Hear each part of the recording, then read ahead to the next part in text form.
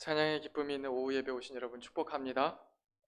우리 양옆에 계신 분들 우리 함께 축복합시다. 하나님 우리와 함께 하십니다. 아멘. 하나님 우리와 함께 하십니다. 우리가 그 믿음으로 오늘 예배의 자리를 하나님 앞에 올려드리고 우리 함께 말씀 나눕니다. 오늘 구약성경 느헤미야 1장 1절에서 11절까지의 말씀입니다. 한 절씩 나누어 교독하겠습니다. 하가랴의 아들 느헤미야의 말이라. 아닥사스다 왕 제20년 기슬르월에 내가 수상궁에 있는데 내 형제들 가운데 하나인 하나니가 두어 사람과 함께 유다에서 내게 이르기로 내가 그 사로잡힘을 면하고 남아있는 유다와 예루살렘 사람들의 형편을 물은즉 그들이 내게 이르되 사로잡힘을 면하고 남아있는 자들이 그 지방 거기에서 큰 환난을 당하고 능욕을 받으며 예루살렘 성은 허물어지고 성문들은 불탔다 하는지라. 내가 이 말을 듣고 앉아서 울고 수일 동안 슬퍼하며 하늘의 하나님 앞에 금식하며 기도하여 이르되 하늘의 하나님 여호와 크고 두려우신 하나님이여 주를 사랑하고 주의 계명을 지키는 자에게 언약을 지키시며 긍휼을 베푸시는 주여 간구하나이다. 이제 종이 주의 종들인 이스라엘 자손을 위하여 주야로 기도하오며 우리 이스라엘 자손이 주께 범죄한 죄들을 자복하오니 주는 귀를 기울이시며 눈을 여시사 종의 기도를 들으시옵소서. 나와 내 아버지의 집이 범죄하여 주를 향하여 크게 악을 행하여 주께서 주의 종 모세에게 명령하신 계명과 율례와 규례를 지키지 아니하였나이다. 옛적에 주께서 주의 종 모세에게 명령하여 이르시되 만일 너희에게 범죄하면 내가 너희를 여러 나라 가운데 흩을 것이요 만일 내게로 돌아와 내 계명을 지켜 행하면 너희 쫓긴 자가 하늘 끝에 있을지라도 내가 거기서부터 그들을 모아 내 이름을 두려고 택한 곳에 돌아오게 하리라 하신 말씀을 이제 청하건대 기억하옵소서. 이들 주께서 일찍이 큰 권능과 구속하신 주의 종들이요 주의 백성이니이다. 11절 함께 읽습니다. 주여 구하오니 귀를 기울이사 종의 기도와 주의 이름을 경외하기를 기뻐하는 종들의 기도를 들으시고 오늘 종이 형통하여 이 사람 앞에서 은혜를 입게 하옵소서 하였더니 그때 내가 왕의 술관원이 되었느니라. 아멘.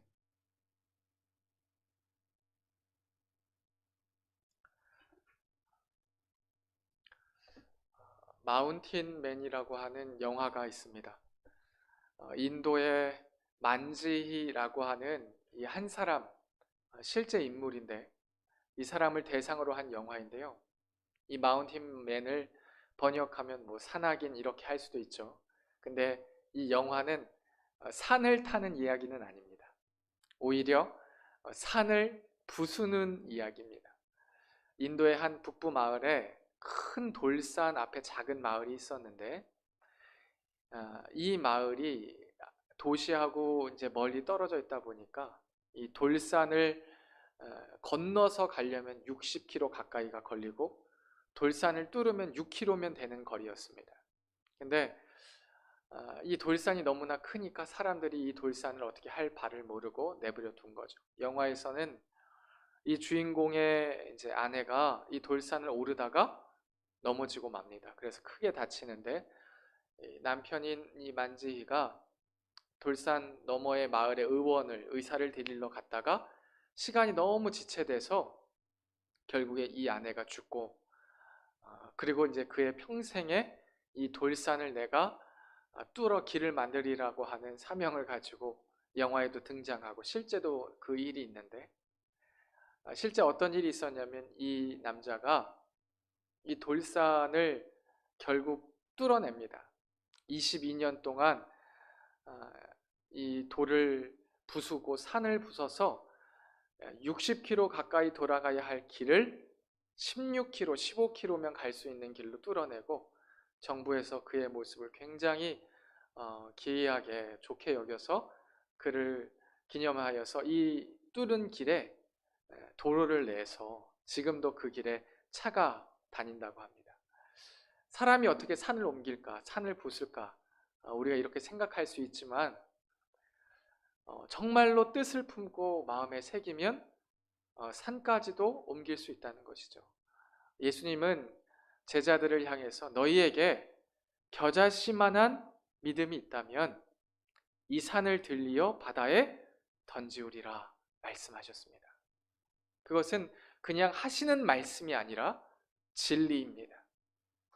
오늘 담임 목사님도 하나님을 믿는 그 믿음으로 우리가 하나님과 화목하게 되고 우리의 일을 감당케 하신다 말씀하셨는데, 우리 가운데 정말로 우리를 위하여 죽으신 예수 그리스도의 믿음, 하나님이 살아계시고 우리와 함께 하신다는 이 믿음이 우리 가운데 있을 때 산과 같은 일들도, 산과 같이 막막한 일들도 주께서 함께 하실 때 옮겨지는 역사가 일어날 줄 믿습니다.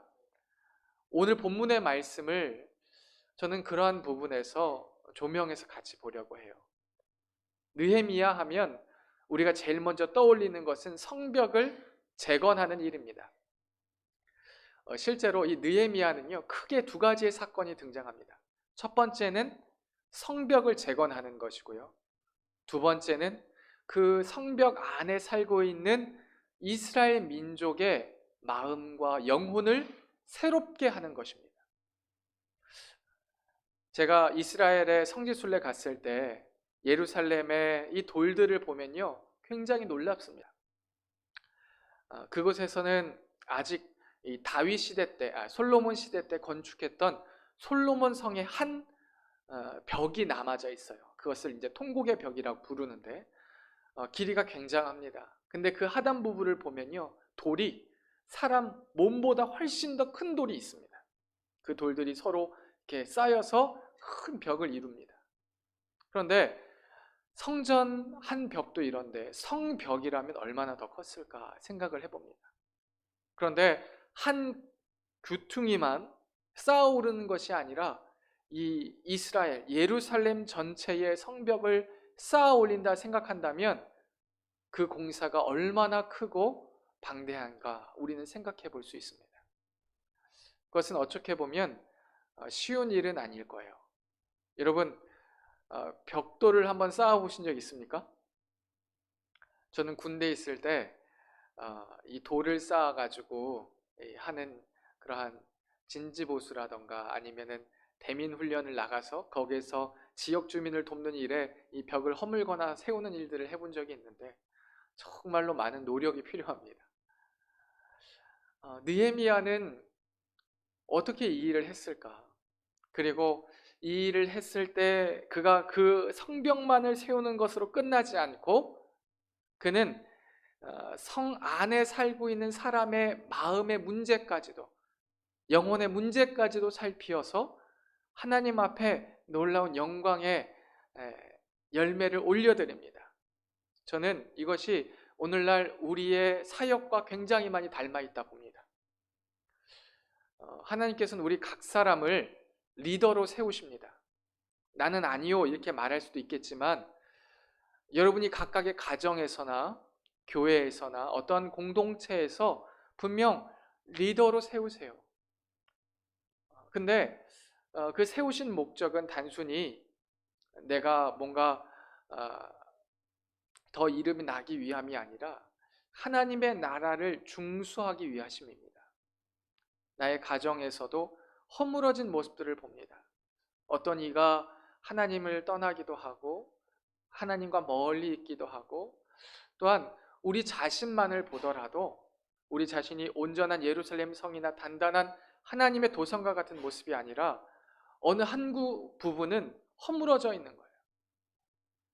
그럴 때 하나님께서는 우리에게 느헤미야와 같은 이 성벽을 중수하라는 명령을 주십니다. 여러분, 성벽이라는 것은요, 외부의 공격을 방비할 수 있게 합니다. 성벽이 무너진 상태, 담이 무너진 상태는 너무나 쉽게 도적이 들어옵니다. 공격이 들어옵니다. 방어할 수 있는 방법이 없어요. 오늘날 많은 다음 세대 학생들이 이 말씀을 받았다고도 쉽게 빼앗기는 이유는 무엇이냐면 하나님의 거룩한 구별됨이 있어야 하는데 세상 속에 살다 보니까 성벽이 너무나 많이 허물어져 있는 거예요. 그래서 예배 가운데 은혜 받더라도, 기도 가운데 은혜를 받더라도 다시 일상 가운데 돌아가면 어느 부분가 낮아진 성벽에 사람들 말에 마음이 무너지고 너무나 쉽게 미디어나 여러 상황 속에 중독되어서 하나님의 말씀을 잃어버리고 그렇게 성벽이 무너진 채 사는 모습들을 마주합니다. 여러분, 무너진 성벽에는 그 안에 사람이 건강하게 살 수가 없습니다. 그래서 우리는 하나님께서 주신 이 느헤미야에 주신 명령들을 생각해 봐야 돼요. 느헤미야의 마음 가운데 받았던 그 성벽 재건의 꿈을 우리 또한 꾸어야 합니다. 구체적으로 이 어떠한 어려움이 있었는가 살펴보면 먼저 성벽의 재건에는요, 외적인 위협과 내적인 위협들이 있었습니다. 외적인 위협은 느헤미야가 이제 예루살렘의 성벽이 무너졌다 하는 소식을 듣고 정말로 오늘 우리가 읽은 본문 1장의 말씀에는 하나님께 눈물을 흘리며 기도합니다. 동족의 아픔을 자신의 아픔처럼 느끼는 거예요. 여러분, 이것이 얼마나 고귀합니까? 정말로 고귀한 거예요. 오늘날 시대의 이 고귀함들이 정말로 점점점 사라지고 있습니다. 누군가 그렇게 얘기를 해요. 만약에 내가 공경에 처하면 도와주세요 하면 안 된대요. 저기 빨간 핀 꽂고 있는 아가씨 저 좀 도와주세요. 그렇게 말해야 된대요. 저기 신문지 펴고 있는 아저씨 저 좀 도와주세요. 지목하여 말하지 않으면 그를 돕지 않는다는 거예요. 한 매체에서 중국인이 칼에 자상을 입고 쓰러져 가는데 아무도 그를 돕지 않고 카메라로 그를 찍고만 있었다는 그런 기사를 봤을 때 얼마나 마음이 안 좋았는지 모릅니다. 그만큼 오늘날 우리가 살고 있는 이 세대에서 동족을 위해서, 사람을 위해서 긍휼히 여기고 불쌍히 여기는 그 마음이 사라진다는 것은 너무나 안타까워요. 그런데 느헤미야의 마음에는요, 정말로 사람을 귀하게 여기는 마음이 있었던 거예요. 여러분, 그것이 인간성입니다. 하나님께서 본래 우리에게 주신 하나님의 아름다운 모습이에요. 그런데 죄가 사람을 잠식하면 정말 사람을 고귀하게 여기는 그러한 마음들이 사라지고 사람을 도구처럼만 쓰려고 하는 것이. 근데 느헤미야의 마음에는 동족이 성벽이 허물어져서 여러 대적들이 동족들을 마음대로 공격하고 그들이 배고픔과 굶주림과 고통 속에 있는 것이 너무 마음이 아팠던 거예요. 그래서 우리가 읽은 1장 4절에 보면 금식하며 기도합니다. 금식하며 하나님 앞에 기도해요. 그러면서 이 아닥사스다 왕의 도움을 받아서 하나님께서 그 왕의 마음을 여셨던 거죠. 그가 왕의 술 맡은 관원이라는 고위 직책에 있었지만 그 직책을 내버려 두고 어디로 갑니까? 예루살렘으로 갑니다. 어떻게 보면 서울로 간 게 아니라 저 변두리에 지방 관청으로 가는 꼴이에요. 그런데 느헤미야는 그 가는 것을 사명으로 여겼던 거예요. 그 자원했던 것이죠. 예루살렘으로 갑니다. 그곳에서 도착하자마자 아무에게도 말하지 않고 그가 한밤중에 새벽녘에 그 무너진 성벽을 돌면서 하나님의 마음을 읽습니다. 하나님 기뻐하신 뜻이 무엇인가? 하나님이 그에게 감동을 주셨던 것 같아요. 너가 이 무너진 성벽을 일으켜 세우라. 그 감동을 그에게 주셔서 그때부터 그가 일하기 시작합니다. 많은 민족들 앞에서 내가 이러한 명령을 받고 우리의 민족이 성벽을 다시 세워야 합니다 라고 하는 분명하고 구체적인 꿈을 줍니다. 그럴 때 이 이스라엘 사람들이 이 느헤미야의 말을 듣고 이제 성벽 재건의 꿈을 꿨는데 그때 방해 세력이 등장해요. 누구냐면 바로 호른 사람 산발랏과 암몬 사람 도비야입니다. 이 둘은 사실 이 산발랏은 사마리아 총독이었다 성경학자는 얘기해요. 그런데 이 사람들이 예루살렘 성이 이제 세워지면 그들이 사마리아에서 예루살렘을 마음대로 공격해서 물자를 공급해왔고, 그리고 이스라엘을 마음대로 조종했는데 성벽이 세워지면 그렇게 할 수가 없으니까 거기에서 위기의식을 느끼고 이 느헤미야를 공격하기 시작했던 거예요. 그리고 실제로 사마리아 군대를 일으켜서 호시탐탐 넘어뜨리려 했습니다. 그리고 내적인 위협은 무엇이냐면 이 성벽을 일으켜 세웠는데 우리가 느헤미야 3장 4장을 읽다 보면 누가 중수하고 누가 중수하고 이렇게 나와요. 그런데 이 중수하다는 거, 성벽을 이제 이렇게 따로따로 세울 수 없으니까 누가 한 사람이 조금 세우면 그 옆 사람이 도와 세우고 계속 이렇게 맡겨진 일들이 있었던 거예요. 근데 이렇게 세워 나가는데 그 세워 나가는 사람들 중에서도 갈등이 있었던 거예요. 어떤 사람은 가난하고 어떤 사람은 부유했습니다. 어떤 사람은 귀족의 신분이었고 어떤 사람은 그 귀족의 노예로 혹은 그 귀족의 돈을 빌린 사람으로 살았어요. 이스라엘 공동체였는데, 근데 문제는 무엇이냐면 이 귀족이었던 사람이 자신의 기득권을 놓지 않고 가난한 이에게 이자를 너무나 많이 취했던 거예요. 그랬더니 이 가난한 사람들이 내가 왜 이 부자들의 배를 불리며 성벽도 이르는 고된 일을 해야 되냐? 하지 않겠다. 반발을 일으킨 것입니다. 이 느헤미야는 이러한 어려움들 속에서 계층 간의 갈등에 자기 먼저 그러한 기득권을 내려놓고 이자를 받지 말라 얘기하고 그 문제를 천천히 해결합니다. 또한 그들 사이에는요, 정말로 이런 힘의 부담이 있었어요.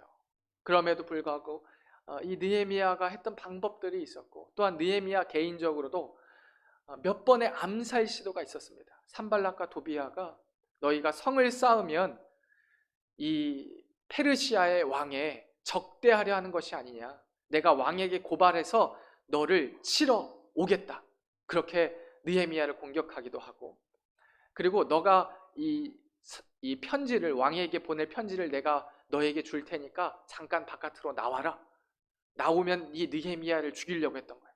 그리고 거기에도 느헤미야가 응답하지 않자 은밀하게 스마야라고 하는 중수하던 한 사람을 뇌물을 줘서 그에게 이 느헤미야가 성전 안으로 숨어 들게 만들려 했어요.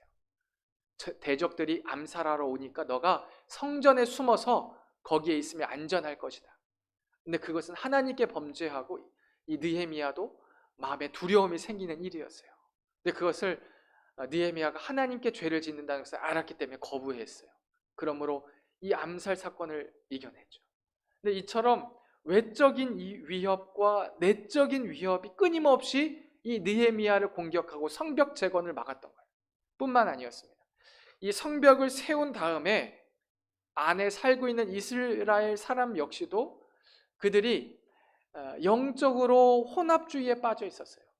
가까운 사마리아나 주변 도성과 연결되어 있어서 사람들이 저 신을 섬기는 내 신을 섬기든 상관없다 생각하고 너무나 분별 없는 모습으로 살기도 하고, 말씀이 사라져서 무엇이 옳고 무엇이 참된지를 잃어버렸던 거예요.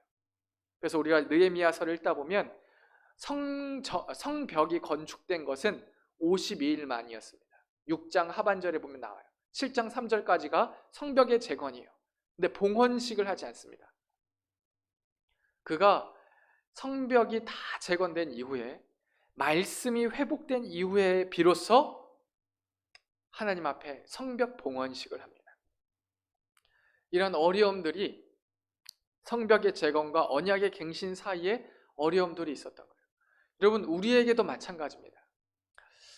우리가 이 느헤미야서를 읽다 보면 우리의 삶에 이 중과되어져 있는 맡겨진 사역과 사명들을 감당하려 할 때 어떻게 소진되지 않을까 생각이 듭니다. 느헤미야도 가만히 보면, 사람의 생각으로 보면 외적인 위협들, 내적인 어려움들, 이런 일들 속에서 느헤미야가 번아웃 되지 않을까, 정말로 다 힘을 쏟아서 하나님 더 이상 못하겠습니다, 그렇게 하지 않았을까. 여러분, 이 소진되었다는 것은 두 가지의 의미가 있습니다. 첫 번째는 무엇이냐면 너무나 열심히 달려와서 육체가 고갈되는 거예요. 육체가 두 번째는 무엇이냐면 너무 마음이 분주하게 일하다 보니까 주변에 보니까 나와 같이 하는 사람이 없어서 마음이 탈진되는 것입니다. 두 가지의 모습으로 사람이 소진될 수가 있어요. 번아웃 될 수 있었어요. 느헤미야에게도 동일한 두 가지의 제목들로 위기가 올 수 있었습니다. 우리가 우리의 가정들을 일으켜 세우려 할 때, 우리의 맡겨진 구역이나 공동체를 세우려 할 때 우린 이 두 가지의 위협이 있습니다. 우리가 추석 연휴 때 가정 안에 말씀을 나누고자 아가서의 말씀에 이렇게 두었는데, 그 말씀에 보면 포도원을 허무는 여우가 있다 말씀합니다. 근데 우리에게도요, 우리가 믿음의 가정을 세우려 할 때도, 우리가 믿음의 공동체를 세우려 할 때도, 내 자신을 하나님의 성전으로 세우려 할 때도 우리를 외적으로 공격하려는 여우 같은 존재가 있어요. 산발락과 도비아와 같은 우리의 마음을 공격하고 외적으로 위협하는 세력들이 있다는 것입니다. 또한 우리 안에도 스마야와 같이 정말 믿었던 지체가 나를 아프게 하거나 나를 힘들게 하거나 그가 먼저 소진되어서 나 또한 넘어지기 쉽게 되는 모습들을 마주합니다. 우리는 이런 상황 속에서 어떻게 해야 하는가? 우리 첫 번째인데요, 우리 한번 같이 고백하면 좋겠습니다. 제가 따라 고백하세요. 함께 동역하라. 네, 첫 번째의 이 느헤미야의 비밀은 함께 동역하라예요. 그것은 굉장히 실제적인 신앙입니다. 그러니까 하나님께서 우리에게 어떠한 사명과 사역을 주실 때 감당해야 될 분량을 주시는데 그것은 혼자만 감당하는 것이 아니에요. 느헤미야는 그가 하나님께 마음을 받았지만 그것을 혼자 다 하겠다 그러지 않았어요. 그는 그 일을 가지고 기도하고 그리고 그 일을 가지고 예루살렘으로 향했습니다. 그리고 나서 우리가 느헤미야 3장과 4장을 거듭하여 보면 누가 중수하고 누가 중수하고 누가 중수하고 이렇게 나와요. 그 중수하는 말씀을 읽다 보면 자신이 사는 집 앞에 성벽을 중수하고 이렇게 기록됩니다. 여러분, 우리가 교회 공동체를 함께 세워나갈 때 우리 온누리 교회가 목회자의 것도 아니고요, 누구 성도 한 사람의 것도 아닙니다. 교회는 머리 대신 예수 그리스도가 계시고 교회는 함께 몸을 세워나가는 것이에요. 여러분, 구역에서도요, 어떻게 하면 우리 구역이 정말로 신실하고 하나님을 사랑하는 구역이 될까? 여러분, 구역장 한 사람으로, 리더십 한 사람으로 그 일을 하기는 어려워요. 구역장은요, 기도하면서 정말 하나님이 세우신 동역자가 누구일까를 찾아야 합니다. 그리고 그 사람에게 부탁해야 돼요. 내가 할 수 있는 말씀 전달은 이렇게 하고, 이 기도는 집사님이, 성도님이 해주시고, 어떤 부분은 준비해 주세요. 물론 이렇게 부탁을 하다 보면 때때로 이 스마야와 같은 이 사람이 있어요. 싫은데요. 은밀하게 우리를 공격하는 경우도 있습니다. 그런데 하나님께서 우리에게 주신 것은 무엇이냐면 가정과 공동체를 세울 때 꼭 혼자 하지 않고 함께 하라고 명령하시는 거예요. 그리고 그 일들 속에서 위협이 있을 때 아주 구체적이고 분명한 신앙으로 보게 하십니다. 느헤미야는 한 손에는 칼을 들고 한 손에는 성벽을 세우도록 협력했습니다. 우리가 기도한다는 것은 영적인 칼을 가는 것과 같다면 다른 한 손에는 실제적인 일을 해야 되는 거예요. 학생들이 정말 좋은 대학에 진학하고 무엇인가 하나님 앞에 열매를 올려드린다고 한다면 정말 마음을 다해 하나님 앞에 기도하지만 다른 한편으로는 온 힘을 다해 공부해야 되는 것입니다. 그것이 우리의 가정에서도 마찬가지고 공동체에서도 마찬가지예요. 함께 동역하길 바랍니다. 네, 두 번째입니다. 두 번째는 우리 한번 같이 읽겠습니다. 내적인 힘은 말씀이신 하나님. 여러분, 이 느헤미야는 성벽을 세웠지만 성벽을 세우는 것으로 끝나지 않았습니다. 공동체 전체에 말씀이 읽혀지게 했어요. 에스라를 통해서 율법서, 규례의 말씀을 읽게 했고 모든 성도들은 자리에 일어나서 아멘으로 화답하게 했습니다. 우리 교회가 중심에는 어떠한 흥미나 재미나 친교가 있는 것이 아니라 우리 중심에는 말씀이 있어야 합니다. 공동체에서 어떠한 일들을 했을 때 산을 가고 들을 가고 교제하고 친교하는 모임이 있지만 그 모임의 한 가운데에는 은혜의 말씀이 나눠져야 돼요. 가정에서도 내 딸아, 내 아들아, 남편과 아내 서로가 무엇인가 미래를 향하여 도전하고 계획하고 준비하지만 그 준비와 계획 더 깊은 곳에서는 하나님의 말씀이 다뤄져야 해요. 하나님의 말씀을 내가 묵상하고 읽었는데 이번 한 주에 우리 담임 목사님 주신 말씀이 이러한데 내가 받은 은혜의 말씀은 이러한데 이 말씀을 통해서 하나님께서 주신 분명한 뜻이 이런 것 같다. 그렇게 도전하고 그 말씀을 나눌 때 여러분 공동체의 중심에 하나님께서 함께 하시는 것입니다. 그 중심에 계속해서 하나님과 상관없는 일들만 나눈다면 결국에는 중심은 하나님과 멀어지게 됩니다. 느헤미야와 에스라와 스룹바벨은 성전을 세우고 성벽을 세운 다음에 그들이 했던 것은 말씀을 펴고 나르는 일이었습니다. 우리의 내적인 힘은 바로 말씀이신 하나님. 그래서 끊임없이 자녀들에게 말씀을 가르치고 암송한 말씀을 전달하고 기도함으로써 말씀을 함께 공유해야 합니다. 그리고 마지막입니다. 한번 같이 읽어봅시다. 시작. 내 안에서부터 차고 넘치는 은혜로. 여러분 어떻게 하면 우리가 소진되지 않을까? 우리가 아까 말씀드린 것처럼 육체의 소진이 있고 내적인 고갈이 있습니다. 그런데 이 두 가지의 위협 속에서 우리가 어떻게 소진되지 않고 우리의 공동체를 세울까 한다면 먼저 우리가 이 느헤미야처럼 하나님 앞에 마음을 다하여 은혜를 구해야 합니다. 우리가 함께 본 1장 4절의 말씀을 제가 여러분에게 읽어드리겠습니다. 내가 이 말을 듣고 앉아서 울고 수일 동안 슬퍼하며 하늘의 하나님 앞에 금식하며 기도하여. 여러분 느헤미야는 아주 깊은 곳에 하나님을 향한 뜨거운 열정이 있기를 간구하고 눈물로 이 일을 위하여 기도했습니다. 어떻게 하면 교회가 정말로 영적으로 세워질까? 사실 목회자인 저희가 정말로 하나님 앞에 은혜가 넘칠 때에 그 은혜가 흘러가게 됩니다. 또한 각각의 가정에서도 마찬가지예요.